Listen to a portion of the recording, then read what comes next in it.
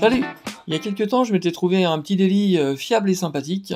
Par contre, pas nickel en carrosserie, mais bon, je me disais qu'elle avait l'avantage de ne pas craindre les coups de portière, et qu'avec celle-là, je pouvais aller me garer sur les parkings sans me tracasser à chercher une place au fin fond du parking là où il y a personne. Eh ben, je me trompais.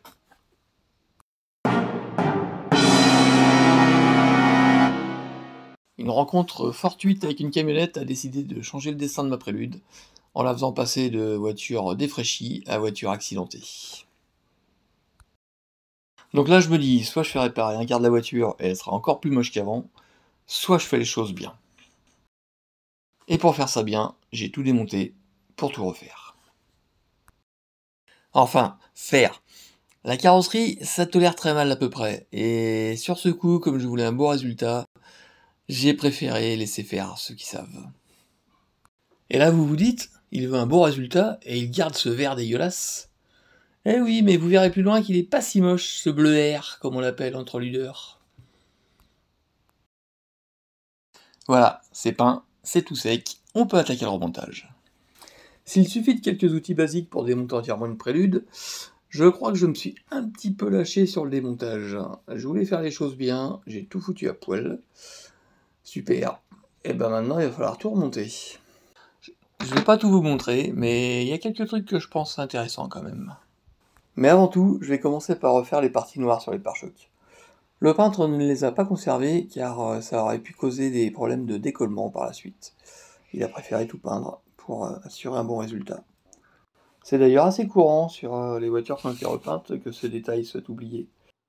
Ici, on avait convenu que ce soit moi qui le fasse, donc à mon tour de bosser un peu. Du scotch, des bombes de peinture, un peu de ponçage, il n'y en a pas pour longtemps, et ça fait quand même vraiment mieux fini. Pendant que ça sèche, je me suis dit que j'allais attaquer par un truc simple. La trappe à essence, deux vis, ça devait être vite fait. Eh ben non, pas si simple d'obtenir un bon alignement et une trappe qui s'ouvre correctement. Il m'a fallu pas mal d'essais pour arriver à quelque chose de satisfaisant. J'aurais peut-être dû mieux repérer la position au démontage, mais bon, en t'attendant un peu, on y arrive, alors c'est pas grave. Ça, c'était l'échauffement. Maintenant, on va passer aux choses sérieuses, l'alignement des pare-chocs.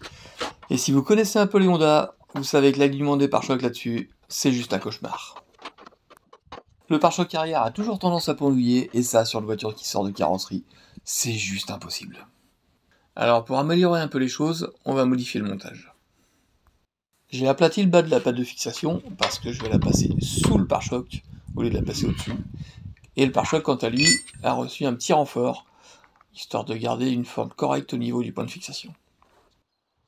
J'ai aussi installé le support sur la caisse avant de le fixer au pare-choc, ce qui va me permettre de soigner l'alignement. Maintenant que le pare-choc est en place, je peux venir installer les clips, mais je ne vais pas mettre que des clips. Je vais en remplacer 3 par des vis, qui vont me permettre de verrouiller mon pare-choc dans la bonne position sur le support, et ainsi d'avoir un alignement à fleur de chaque côté. Un petit coup de peinture noire sur les vis pour rendre ça invisible quand les feux arrière seront remontés. Et comme je le disais, les pattes de fixation du bas passer sous le pare-choc afin de mieux supporter son poids. Sur les côtés, c'est pas vraiment mieux. Les vis d'origine qui se vissent dans du plastique, elles sont au bout de leur vie, ça ne tient qu'à moitié. Donc on va remplacer ça par un assemblage un peu plus solide, avec tout simplement un boulon et une rondelle un peu modifiée pour que ça passe dans le pare-choc. Maintenant que le pare-choc est en place, je vais pouvoir remettre mes feux arrière. Avec une petite modif là aussi, le joint a été refait dans du tapis de gymnastique. Cette bidouille, je l'ai pas inventée, ça fait partie des astuces qu'on se partageait sur les forums à la bonne époque. Et ça va me permettre de ne pas avoir mon coffre qui se remplit d'eau à chaque averse. Parce que ça, non seulement c'est pénible pour ce qu'on y met dedans, mais en plus c'est assez embêtant sur une japonaise plutôt sensible à la rouille. Le support de plaque lui aussi a eu droit à sa petite bidouille. Bon là, c'était pour réparer une patte de fixation cassée et une vis absente.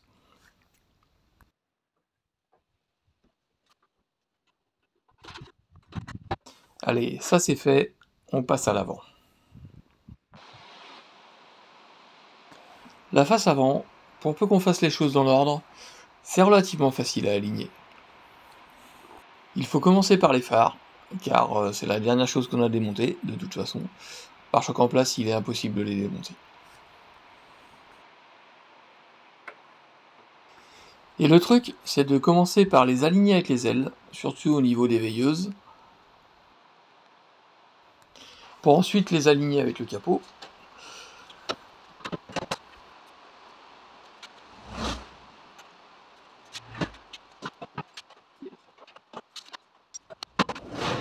Une fois que l'alignement avec le capot est bon, on peut commencer à réinstaller ce qui sert de calandre, les petits naseaux et leurs supports, ainsi que les pattes de fixation, en prenant soin encore une fois de soigner l'alignement entre les naseaux et les phares, et ensuite entre les naseaux et le capot.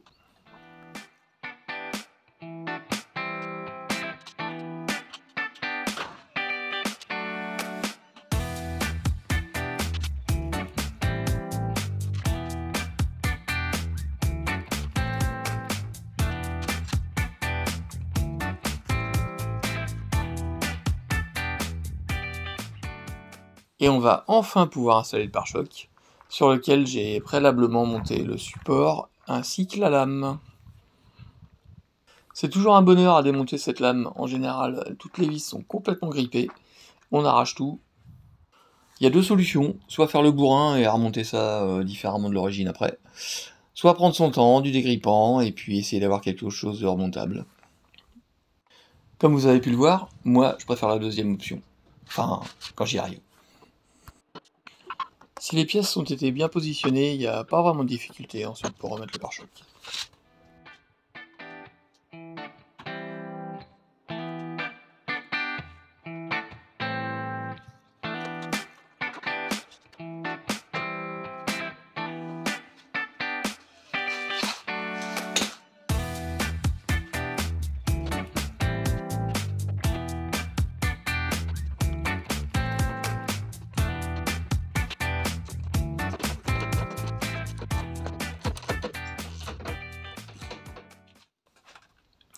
Et là, on arrive au moment qui va faire toute la différence, l'alignement du pare-choc avec le capot. Il est souvent mal réalisé et ça casse complètement la ligne de la voiture. Alors que si on prend quelques minutes pour faire ça bien, là ça a de la gueule.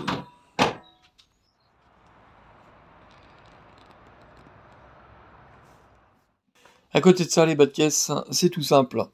Des clips sous la voiture, des vis au niveau de la bavette avant, et ça s'emboîte tout seul.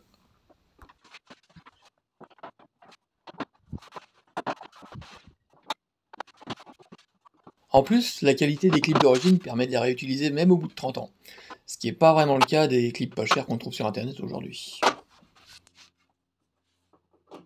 Maintenant, on va s'attaquer à une pièce rare.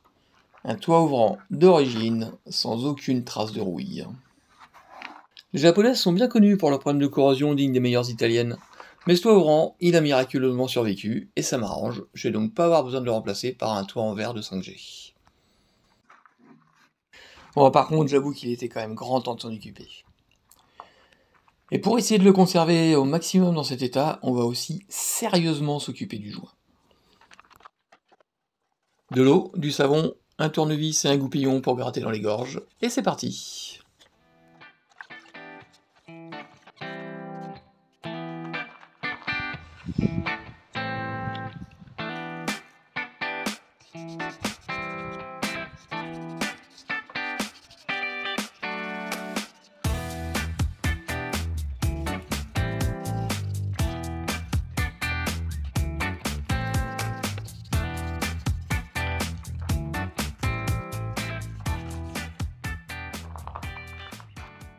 Il y a 30 ans de crasse dans cette bassine, et je crois que mon joint est bien content de s'en être débarrassé. Maintenant, on va le laisser bien sécher, et on va aller voir ce qu'on peut remonter l'autre sur la voiture. Si j'ai eu la chance de ne pas casser de clip au niveau du pare-brise, pour les baguettes de toit, ça s'est pas passé du tout pareil, et j'en ai cassé à peu près la moitié. Heureusement, ce type de clip, on les trouve encore, et c'est disponible sur internet. C'est pas donné, mais si on veut faire les choses correctement, on n'a pas tellement le choix.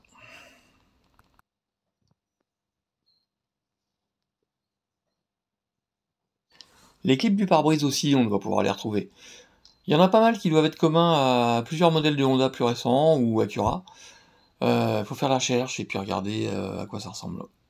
Moi j'avais la chance d'en avoir un peu, qui sont encore assez souples, donc j'ai pu les réutiliser. Idem pour la baguette de lunettes arrière. Et vu le prix au kilo de ces petits machins, franchement, faut pas les mettre à la poubelle quand ils sont encore bons. Et puis c'est tellement simple à remonter quand on a des clips en bon état. On avait déposé les vitres de custode pour faire ça propre, et puis de toute façon il y avait de la carrosserie à faire à ce niveau d'un côté. Et pour ça il a fallu que je démonte à peu près tout l'intérieur. Mais l'intérieur là-dessus c'est super simple. Ça tient avec une poignée de vis et de clips, les assemblages sont de bonne qualité, c'est vraiment pas une galère à faire.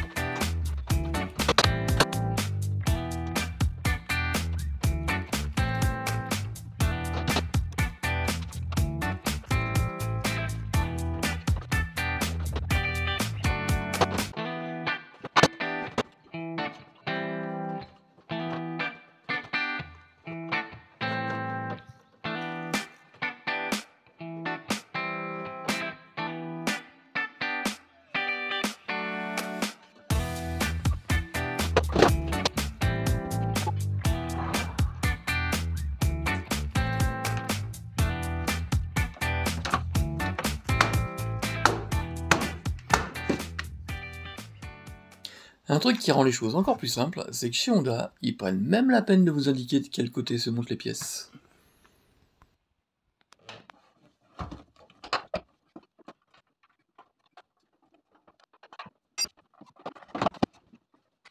Maintenant, après avoir été vérifié dans quel sens se montait le joint sur mon autre prélude, je vais pouvoir réassembler tous les morceaux du toit ouvrant.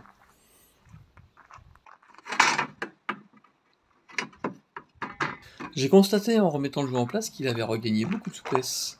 J'espère qu'il aura aussi gagné un peu d'étanchéité et que ça repoussera la réapparition des problèmes de corrosion. Pour le reste, étant donné que c'était en très bon état, j'ai juste à remettre les pièces en place, les revisser, et puis je vais ramener tout ça sur la voiture avec les cadres de réglage dont heureusement j'avais pensé à repérer la position au démontage.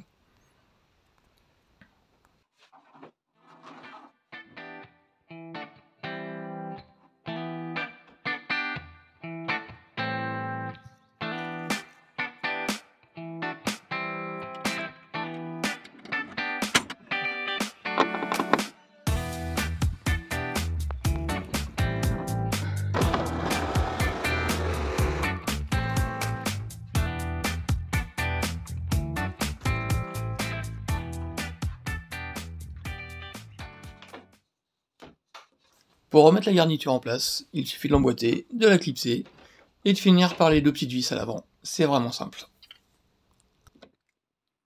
Mais tout n'est pas aussi simple. Si l'enjoliveur de pare-brise s'est laissé démonter à peu près facilement, pour réemboîter ce bout de plastique vieux de 30 ans, il faut y mettre un peu de bonne volonté.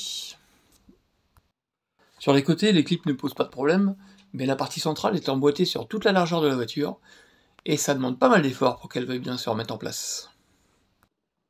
Et c'est à ce moment-là que je me suis dit que j'aurais peut-être dû faire ça avant de remonter le toit ouvrant.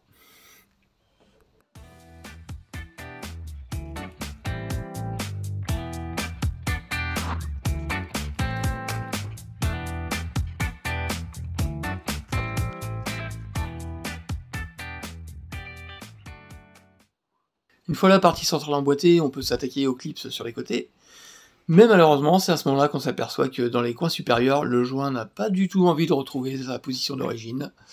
Le temps a fait son effet, il est déformé, et il va falloir mettre de la colle pour que ça tienne en place. Et comme je n'en ai pas sous la main, on verra ça plus tard.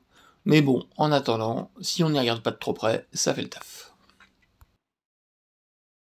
Allez, next, les poignées de porte maintenant.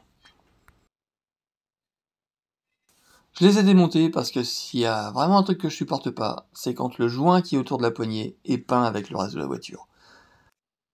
Là encore, il n'y a que quelques vis, l'accès est plutôt bon, mais par contre, ce qui est vraiment important, c'est le réglage de la poignée. La porte doit se déverrouiller à 1 ou 2 cm de course, pas moins, pas plus.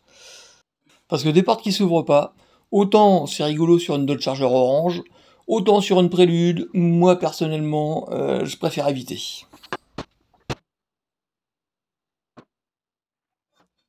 C'est bien quand ça s'ouvre, mais c'est bien aussi quand ça se ferme. Et là encore, c'est super simple, la serrure se met en place simplement en la clipsant par l'intérieur. Maintenant que les poignées sont installées, on va pouvoir mettre les lèche-vitres neufs. Et si vous connaissez les Préludes 4G, vous savez que des lèche-vitres neufs, ça fait bien longtemps que ça n'existe plus, et qu'une 4G avec des lèche-vitres en bon état, ça fait bien longtemps qu'on n'en a pas vu non plus. Mais alors, ils viennent d'où ceux-là ? Eh bien, il s'agit tout simplement de lèche-vitres d'Integra Tipper, qui eux sont encore disponibles, et qui sont identiques à ceux de la Prélude à, disons, 98%. La seule différence se situe à l'intérieur du lèche-vitre, au niveau du rétroviseur. Il y a une toute petite découpe à agrandir pour pouvoir monter les lèche-vitres d'Integra sur la Prélude.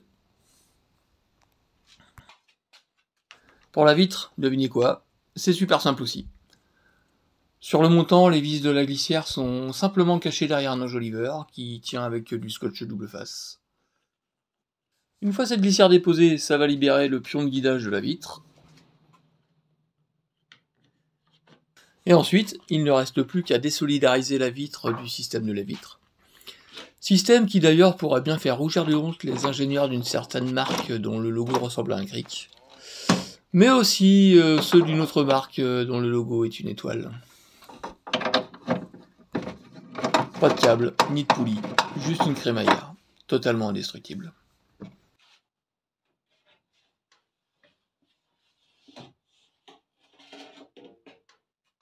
Et même le démontage de la vitre, qui au début paraît plutôt énigmatique, vu la position des clips et le faible accès qu'il semble y avoir, une fois qu'on a trouvé la technique et surtout le bon outil, ça se fait très très bien. Il faut juste atteindre l'arrière du clip et pousser pour le déverrouiller. En fait, la principale difficulté, c'est de l'empêcher de se reverrouiller pendant qu'on s'occupe du suivant.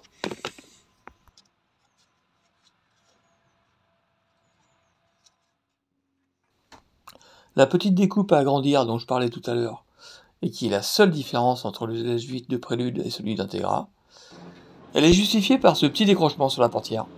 Maintenant, savoir pourquoi Honda n'a pas directement monté les mêmes lèche-vitres sur l'Integra que sur la Prélude, et bah si vous avez une Integra, vous saurez peut-être me le dire. En attendant, moi ça me permet de remonter des lèche-vitres neuves sur ma Prélude, et c'est surtout ça qui m'intéresse.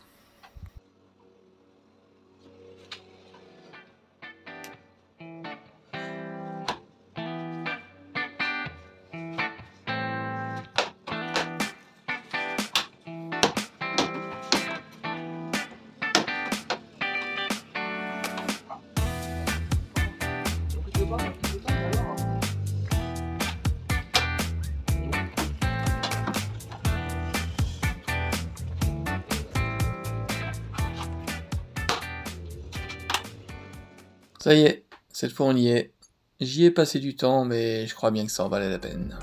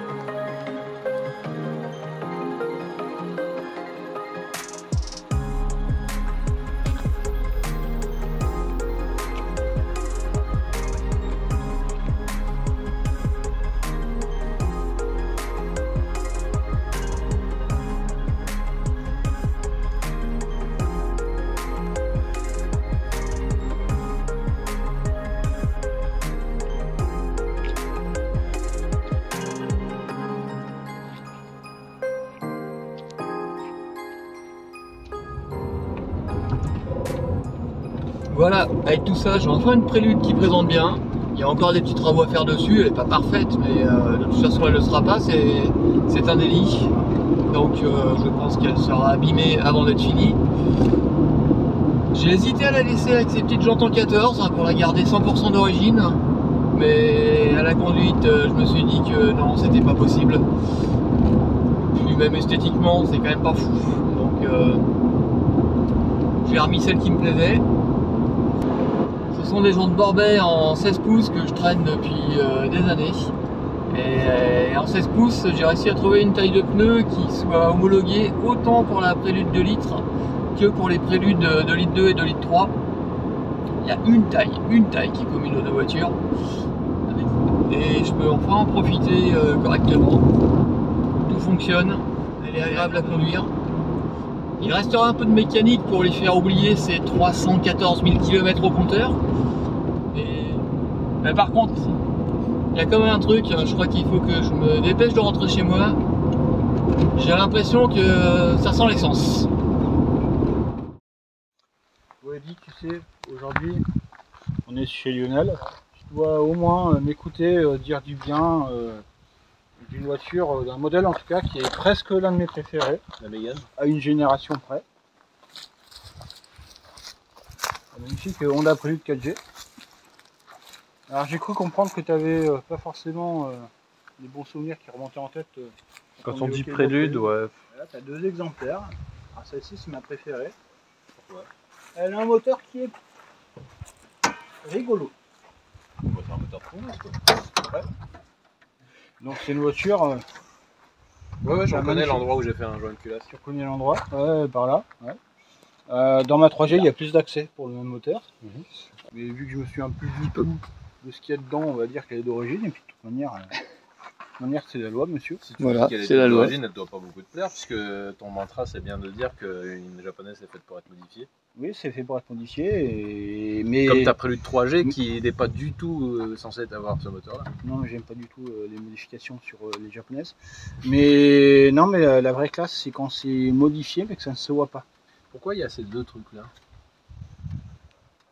Là, on va demander au propriétaire. Moi, j'avais les mêmes trucs de briser le troisième mur. Ça et ça, j'en ai absolument aucune idée. Si. Attends. Non, je sais pas. Voilà. J'ai cru savoir et puis non, j'ai pas d'idée. Ça se dit spécialiste. Voilà, ça se dit surtout des voitures soi-disant bien faites et il y a des trous qui servent à rien. Alors pourquoi c'est la meilleure voiture du monde? Je pense que c'est parce que elle est équipée d'un système incroyable au niveau arrière, au niveau des roues arrière. Non mais là il faut que tu arrêtes aussi avec ça. Parce que franchement, si ça t'excite de voir les roues arrière tourner, tu t'achètes un Fenwick. L'avantage de ce truc là, sur cette génération, je vais dire qu'il était fiable parce qu'il était mécanique. Comme j'ai dit, c'est pas tout à fait la bonne Prélude, c'est presque la bonne. Donc il est presque fiable et il est facile à réparer. Alors est-ce que facile à réparer, comme tu me l'as dit il y a 5 minutes, est-ce que c'est un vrai argument de vente? Je sais pas. Quand je vends une voiture, je dis pas ce truc là ça tombe en panne mais c'est facile à réparer. Ah, il est fiable pendant 20 ans, c'est déjà pas mal. Fiable pendant 20 ans jusqu'à ce que tu mettes des gros pneus. Aussi. Enfin, c'est pas tellement ça qui travaille les soudures. Mais... Par contre, un peu plus sérieusement, est-ce que tu as déjà vu l'intérieur de la 4G avec le tableau de bord qui s'allume? Oui, mais pas en vrai. Tu connais pas en vrai? En vidéo. Que je ne peux pas être de mauvaise foi. Les roues qui tournent ne m'excitent pas.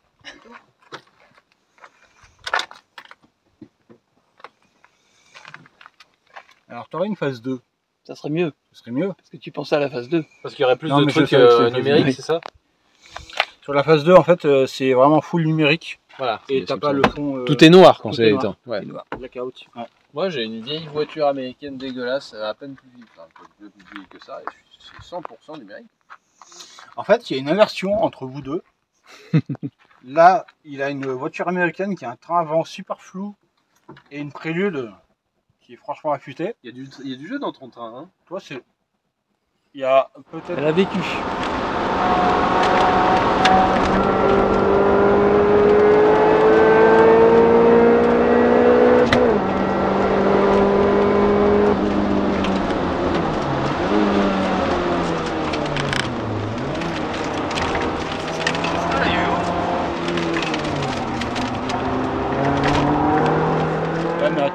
là, tu me Elle a soulèves que- pour que je elle dise a le même truc pas et tu te 260 contredis tout seul. kilowatts. Elle est toute déglinguée.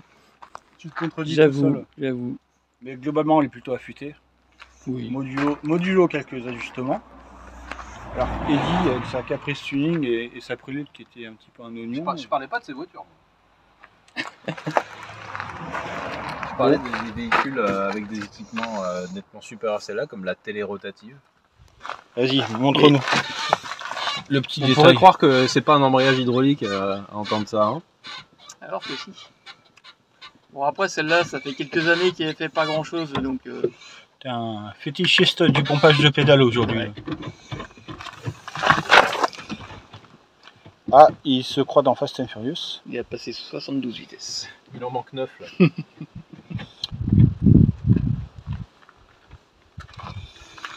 Qu'est-ce qu'on a oublié? Alors, petit observateur, montre-nous le détail qui t'enchante sur cette voiture. L'aiguille du contour qui peut dépasser la zone rouge. Alors ça c'est quelque chose qui est réservé aux meilleurs éléments, aux meilleurs conducteurs. C'est juste pour les initiés, on pourra pas le montrer. Voilà. C'est marqué général quoi. Général Lee. C'est pour éteindre la vitre passager. Oui, mais pourquoi gêne? Mais je sais pas, faut demander à Honda. Mais Honda, ce qui est très drôle, c'est que il n'y a que le marché français pour lequel ils se sont sentis obligés de tout traduire. Donc partout dans le monde, on se débrouille avec des abréviations en anglais. Bon, maintenant qu'elle est démarrée, tu peux jeter un œil aux détails qui fait plaisir. Alors d'abord, tu tournes le volant. Moi, je montre la roue. Je fais ça 3, 4, 5 fois. Puis après, je montre le voyant orange qui s'allume. Je pensais à ça justement. Ouais. Ce n'est pas une 5G. Ils ont pas dit qu'ils ne fallait pas faire ça en statique et tout. Ouais, mais là, on est sur le dégradé. La 4G craint quand même beaucoup moins que la... Ouais. En fait, plus on est proche de la 3G, plus ça marche. Clairement, oui.